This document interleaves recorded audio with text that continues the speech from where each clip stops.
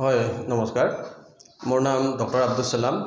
মই senior medical health officer Moirabari CHC ভাৰপ্ৰাপ্ত শিক্ষক চিকিৎসা বিষয়ক আৰু মোৰ লগত আছে আমাৰ আমছা মৰিগাঁও ইউনিটৰ মোৰ junior colleague doctor Shamima Alam আৰু মোৰ লগত ডক্টৰ আসাদুল্লাহ হক পোনপ্ৰথমে মই সক এটো জনাব বিচাৰিছো যোৱা দুদিন ধৰি কেবাবাৰো সংবাদ মাধ্যমত কিছুমান বিভ্ৰান্তিকৰ তথ্যৰ লগতে কিছুমান অপপ্ৰচাৰ মোৰ বিষয়ে কৰা হৈছে মোৰ ডিগ্ৰী লৈ মই জনাব বিচাৰিছো যে মই 2012 আৰু 13 ত বৰপেটা অৱস্থিত ফখৰুদ্দিন আলী আহমেদ মেডিকেল কলেজৰ পৰা post graduation diploma course in maternal হেলথত কৰি আহিছো স্ত্ৰী আৰু প্ৰসূতি ৰোগ বিভাগত আৰু 2014 জানুৱাৰীত মই ইয়াৰ পৰা পাছ আউট হৈছো তাৰ পিছৰ পৰা গভৰ্নমেন্ট অফ আসামে মই জাগায় জাগায় পোষ্টিং দিছে সেই কৰ্মে মই যেটো স্কিল ডেভেলপমেন্ট কৰিছিলো সেই হিচাপে মই সকলো জাগাতে স্বাস্থ্য সেৱা আগবঢ়াই আহিছিলো আৰু যেহেতু এতিয়া মই শুনিব পাইছো আৰু বিভিন্ন সংবাদ মাধ্যমত দেখিবলৈ পাইছো যে মোৰ বিষয়ে এই ডিগ্ৰীটো হেনো ভুৱা এই যেটো অপপ্ৰচাৰ এটা দুষ্ট চক্ৰই চলাই আছে তেওঁলোকক মই এটো জনাব বিচাৰিছো যে এই ডিগ্ৰীটো অকল ময়ে নহয় এই ডিগ্ৰীটো আমাৰ কেবাজনো আমাৰ ডক্টৰ আমি MBBS কৰাৰ পিছত যেহেতু আমি এটা ডিগ্ৰী লওঁই গতিকে সেই তেনেকুৱা এটা পোষ্ট গ্ৰেজুৱেচন ডিগ্ৰী মাননীয় মুখ্যমন্ত্ৰী মহোদয়ৰ তত্ত্বাৱধানত আমি এই ডিগ্ৰীটো লাভ কৰিবলৈ সমৰ্থ হৈছিলো আৰু তেওঁৰে আশীৰ্বাদত আমি গাঁৱে ভূঞে আহি পেলাই আমি এই চিকিৎসা সেৱা আগবঢ়াই আছিলো কিন্তু যেহেতু তেওঁলোকে মোৰ এই ডিগ্ৰীটো ভুৱা বুলি কৈছে মই তেওঁলোকক এইটো বিষয়ে জনাব বিচাৰিছো যে যদি মোৰ ডিগ্ৰীটো ভুৱা তেনেহলে আপুনি আঙুঠিটো কোনপিনে টুৱাইছে হয়তো মোৰ ডিগ্ৰীটো ভুৱা বুলি আপোনালোকে প্ৰতিপন্ন কৰিব পাৰে সাব্যস্ত কৰিব পাৰে তেতিয়া হলে মই মোৰ যেটো ডিগ্ৰী আছে বা মোৰ যেটো কোৱালিফিকেশন আছে মই আজি ইয়াৰ পৰা বাদ দি দিম গতিকে মই তেওঁলোকক আজি এই মাধ্যমৰ চেনেল মাধ্যমৰ দ্বাৰা তেওঁলোকক মই চ্যালেঞ্জ কৰিছো যে তেওঁলোকে যে মোৰ ডিগ্ৰীটো ভুৱা বুলি ক'লে এই ভুৱা যেটো বস্তু তেওঁলোকে সাব্যস্ত কৰক আৰু মোৰ লগতে আজি আমাৰ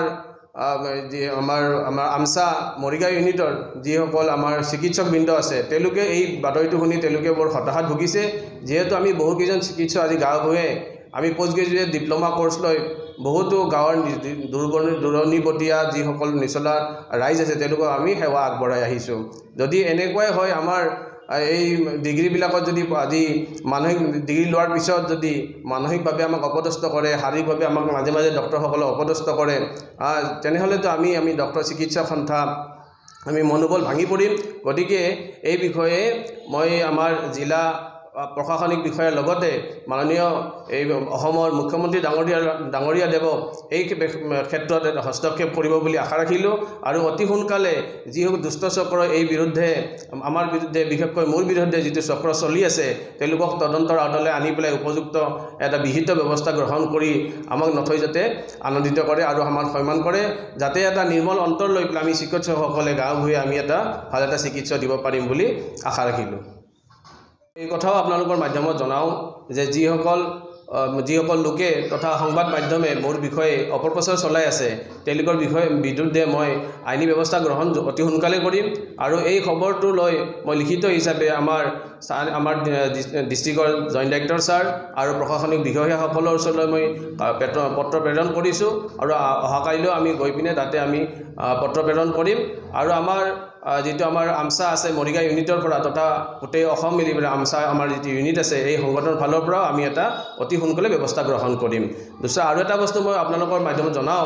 যে মইৰাবাৰী CHC খন অতি সোনকালে আমাৰ FRU লৈ উন্নতি কৰিবৰ কাৰণে আমি ইয়াৰ কাৰণে পদক্ষেপ গ্ৰহণ কৰিছিলো কিন্তু যোৱা কেবাদিন ধৰি আমি দেখিবলৈ পাইছো যে আমাৰ এই মইৰাবাৰী CHC খন FRU লৈ উন্নতি কৰাৰ এই যেটো প্ৰচেছ এই প্ৰচেছটো বন্ধ কৰিবৰ কাৰণে বহু লোকে প্ৰচেষ্টা কৰি আছে অলৰেডি আমি জ্যোতি সঞ্চালকৰ মহোদয় চিকিৎসা বিষয়া তেখেতৰ মাধ্যমত আমি বহুখিনি বস্তু অস্ত্ৰোপচাৰৰ কক্ষটো আৰু বহুখিনি বস্তু আমি অলৰেডি আজবাবপত্ৰ আমি অনাইছো কিন্তু এনেকুৱা যদি আমাৰ মাজত আমাৰ শাৰীৰিক আৰু মানসিক যদি অপদস্থ আমাৰ চিকিৎসক বৃন্দ কৰি থাকে তেতিয়া হলে এই CHC খন আমি কেনেকৈ FRU লৈ উন্নীত কৰিব পাৰিম গতিকে আপোনালোকলৈ আমি এইটো মাধ্যমৰ দ্বাৰা আমি জনাও যিসকল দুষ্ট চক্ৰই এই বিষয়ে আমাক মানে ব্যাঘাত জন্মাই আছে তেওঁলোকক অতি সোনকালে আমি আইনী ব্যৱস্থা আমাৰ তৰফৰ পৰা গ্ৰহণ কৰিম